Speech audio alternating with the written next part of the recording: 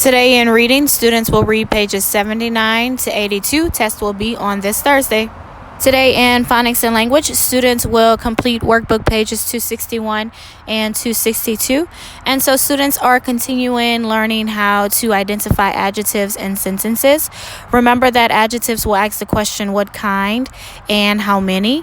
And so in sentences, I believe in their workbook page, they will just have to identify that. Students, don't forget how to add suffixes to root words. Remember, if we have any root words that have a short vowel and it ends with a consonant, we double the consonant before we add our suffix.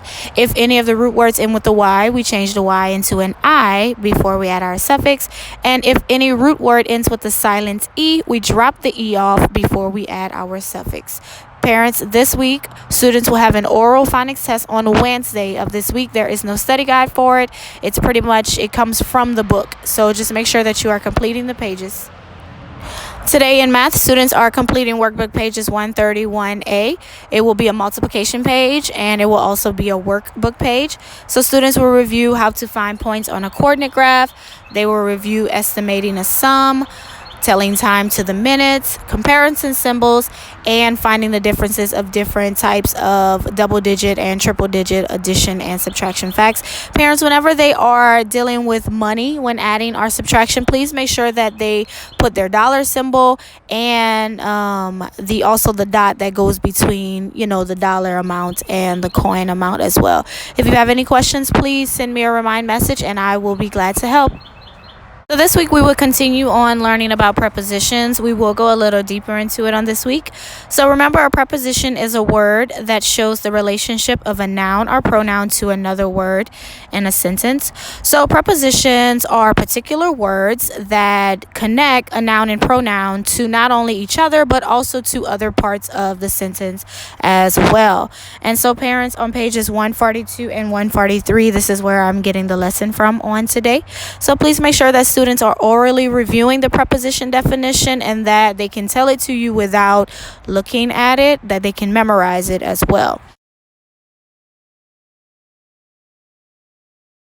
Students have already learned list 1 of prepositions, which are on, above, under, aboard, about, above, and across. Today I will introduce list 2 to them: after, against, along, among, around, and at. And so parents, as I stated, in the student's language book, page 142 and 143, you can do a practice of the lesson with them. It's pretty easy. It has like what the instructor says and what you will say. And this is kind of how the test will be on Thursday. I will give them 3 different words. I will have one preposition and then a noun and then a different word, and they will have to form a sentence with all 3 of those. So for example, there's book, bears, and about.